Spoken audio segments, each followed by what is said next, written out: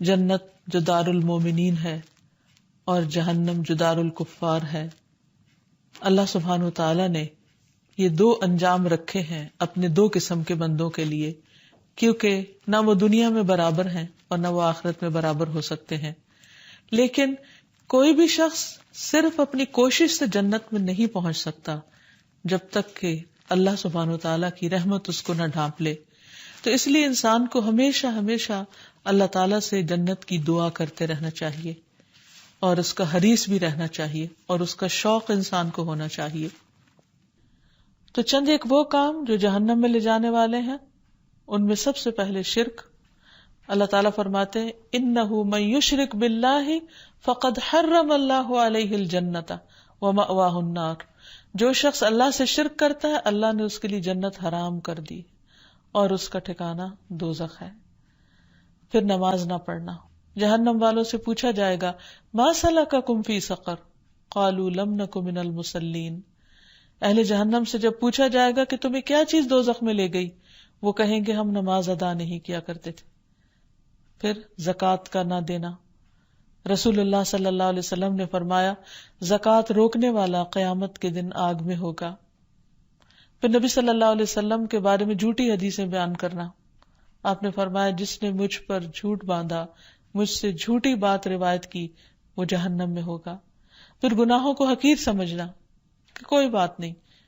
آپ نے فرمایا معمولی گناہوں سے بھی اپنے آپ کو بچاؤ کیونکہ اللہ کے ہاں ان کی بھی تفتیش ہو سکتی ہے. پھر غیبت کرنا. رسول اللہ صلی اللہ علیہ وسلم نے فرمایا جب مجھے معراج کرائی گئی تو میں ایک قوم سے گزرا کہ ان کے ناخن تانبے کے تھے اور ان ناخنوں سے وہ اپنے چہرے اور سینے کے گوشت کو نوچ رہے تھے، کھرچ رہے تھے. تو کس قدر بدنما بھیانک شکلیں بن گئی ہوں گی. تو میں نے کہا کہ اے جبرائیل یہ کون لوگ ہیں؟ آپ نے فرمایا یہ وہ لوگ ہیں جو دنیا میں دوسروں کا گوشت کھاتے تھے، یعنی ان کی عزتوں کے پیچھے پڑ جاتے تھے. پھر اسی طرح لعنت اور ناشکری کرنا. نبی صلی اللہ علیہ وسلم نے فرمایا اے عورتوں کی جماعت صدقہ کرو کیونکہ میں نے جہنم میں زیادہ تم کو دیکھا ہے. انہوں نے کہا یا رسول اللہ صلی اللہ علیہ وسلم ایسا کیوں؟ آپ نے فرمایا تم لعن طعن بہت کرتی ہو اور شوہر کی ناشکری کرتی ہو. پھر اسی طرح غلط کمائی سے صلہ رحمی کرنا. پھر 3 دن سے زیادہ ناراض رہنا، یعنی کسی مسلمان بھائی کو چھوڑنا 3 دن سے زیادہ جائز نہیں. اگر بول چال اس طرح بند کر دی اور اسی حالت میں انسان مر گیا تو جہنم میں جائے گا. پھر اسی طرح جانوروں پر ظلم کرنا. پھر تکبر کرنا، گفتگو میں بد احتیاطی کرنا، جھوٹ بولنا. اس کے برعکس جو چیزیں جنت میں لے جانے والی ان میں سب سے پہلے کلمہ توحید لا الہ الا اللہ، یعنی اللہ سبحانہ وتعالیٰ کو ایک ماننا، نبی صلی اللہ علیہ وسلم کی اطاعت کرنا کیونکہ آپ نے فرمایا من اطاعنی دخل الجنہ، جو میری اطاعت کرے گا وہ جنت میں داخل ہوگا. پھر بنیادی عبادات کی پابندی کرنا. آپ صلی اللہ علیہ وسلم نے فرمایا جو شخص اللہ اور اس کے رسول پر ایمان لائے اور نماز قائم کرے اور رمضان کے روزے رکھے تو اللہ پر حق ہے کہ وہ اسے جنت میں داخل کر دے. پھر اس طرح رشتوں کو جوڑنا. ایک آدمی نبی صلی اللہ علیہ وسلم کی خدمت میں حاضر ہو کر پوچھنے لگا کہ مجھے ایسا عمل بتا دیجئے جو مجھے جنت کے قریب کر دے اور دوزخ سے دور کر دے. آپ نے فرمایا اللہ کی عبادت کرو اور اس کے ساتھ کسی کو شریک نہ کرو، نماز قائم کرو، زکوٰۃ ادا کرو اور اپنے رشتہ داروں سے صلہ رحمی کرو. پھر اسی طرح اللہ کی اطاعت کے ساتھ ساتھ شوہر کی فرما برداری کرنا. رسول اللہ صلی اللہ علیہ وسلم نے فرمایا جو عورت 5 وقت نماز پڑھتی، رمضان کے روزے رکھتی ہے، اپنی شرمگاہ کی حفاظت کرتی ہے، اپنے شوہر کی اطاعت کرتی ہے، اس سے کہا جائے گا کہ جنت کے جس دروازے سے چاہو داخل ہو جاؤ. پھر اسی طرح اچھا بولنا، کھانا کھلانا، سلام کو عام کرنا. ہانی بن یزید کہتے ہیں کہ میں نے کہا اللہ کے رسول صلی اللہ علیہ وسلم کون سی چیز جنت کو واجب کرتی ہے؟ آپ نے فرمایا تم عمدہ کلام اور کھانا کھلانے کو لازم پکڑو، اور ایک روایت میں ہے اور سلام پھیلانے کو لازم پکڑو. پھر اسی طرح مریض کی عیادت کرنا، کسی سے اللہ کی خاطر ملاقات کرنے کے لیے جانا.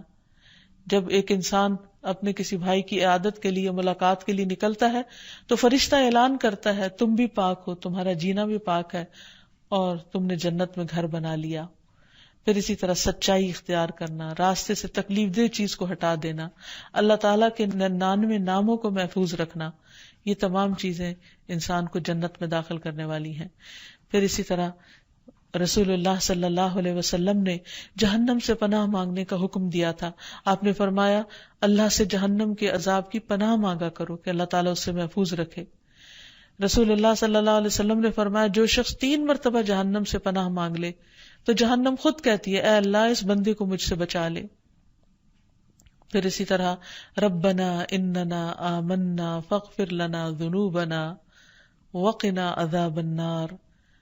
پھر قرآنی دعاؤں میں سے سب سے پہلے ربنا اننا آمنا فاغفر لنا ذنوبنا وقنا عذاب النار. اے ہمارے رب بے شک ہم ایمان لے آئے لہٰذا ہمارے گناہ بخش دے اور ہمیں آگ کے عذاب سے بچا لے. ایک اور دعا ہے ربنا اصرف عنا عذاب جہنم ان عذابها کان غراما انها ساءت مستقرا ومقاما.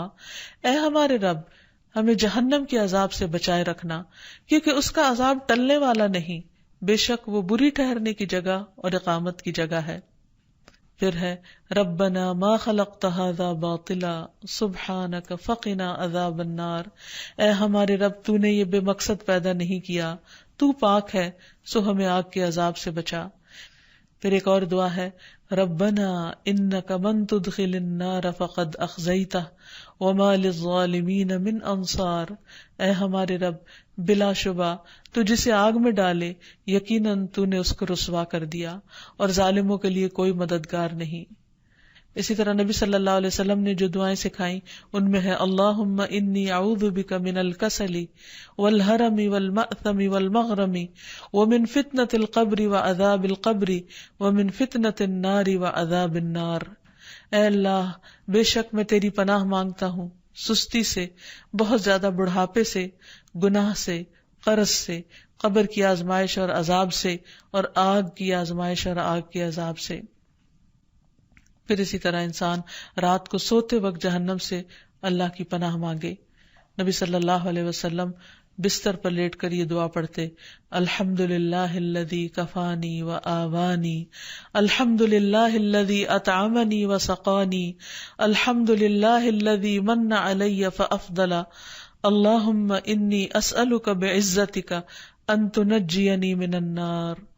ساری تعریف اللہ کے لیے جس نے میری کفایت کی اور مجھے ٹھکانہ دیا.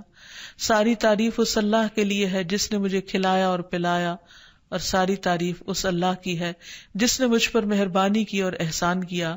اے اللہ میں تجھ سے تیری عزت کے واسطے سے سوال کرتا ہوں کہ تو مجھے آگ سے نجات دے. اسی طرح جنت کے حصول کے لیے بھی دعائیں مانگنی چاہیے، اور جو شخص 3 بار جنت کے لیے دعا کرتا ہے تو جنت پکارتی ہے، خود کہتی ہے کہ اے اللہ اس کو مجھ میں داخل کر. پھر جب جنت مانگے تو انسان جنت الفردوس مانگے، جیسے کہ حدیث میں آتا ہے. آپ نے فرمایا جنت کے 100 درجے ہیں، ہر 2 درجوں کے درمیان اتنا فاصلہ جیسے زمین و آسمان کا فاصلہ، اور فردوس اس کا اعلیٰ ترین درجہ ہے. اس سے 4 نہریں نکلتی ہیں اور اس کے اوپر عرش ہے. جب بھی تم اللہ سے سوال کرو تو جنت الفردوس کا کرو. جنت کے حصول کے لیے قرآنی دعا ہے جو حضرت آسیہ نے مانگی تھی رب ابنی لی عندک بیتا فی الجنہ. اے میرے رب میرے لیے اپنے پاس جنت میں گھر بنا دے. پھر نبی صلی اللہ علیہ وسلم کی دعاؤں میں سے ہے اللہم انی اسألک الجنۃ واعوذ بک من النار. اے اللہ میں تجھ سے جنت کا سوال کرتا ہوں اور جہنم سے پناہ مانگتا ہوں. پھر جنت میں نبی صلی اللہ علیہ وسلم کی رفاقت مانگنا. اللہم انی اسألک ایمانا لا یرتد ونعیما لا ینفد ومرافقۃ محمد فی اعلی جنت الخلد. اے اللہ میں آپ سے ایسے ایمان کا سوال کرتا ہوں جس میں کبھی ارتداد نہ آئے، یعنی اس سے کبھی نہ پھروں. ایسی نعمتوں کا سوال کرتا ہوں جو کبھی ختم نہ ہو، اور ہمیشہ کی جنت کے بلند حصے میں محمد صلی اللہ علیہ وسلم کی رفاقت کا سوال کرتا ہوں. اور اللہ سے جنت کے قریب لے جانے والے قول اور عمل کا بھی سوال کرنا چاہیے. اللہم انی اسألک الجنۃ وما قرب الیہا من قول او عمل واعوذ بک من النار وما قرب الیہا من قول او عمل. اے اللہ میں تجھ سے جنت کا سوال کرتا ہوں اور ہر اس قول اور عمل کی توفیق کا سوال کرتا ہوں جو اس سے قریب کر دے، اور میں جہنم سے تیری پناہ میں آتا ہوں اور ہر اس قول اور عمل سے پناہ مانگتا ہوں جو جہنم سے قریب کر دے. یا رب العالمین تو ہم سب کو اپنی رحمت سے جنت میں داخل فرما اور جہنم سے محفوظ رکھ. وآخر دعوانا ان الحمد للہ رب العالمین. السلام علیکم ورحمۃ اللہ وبرکاتہ.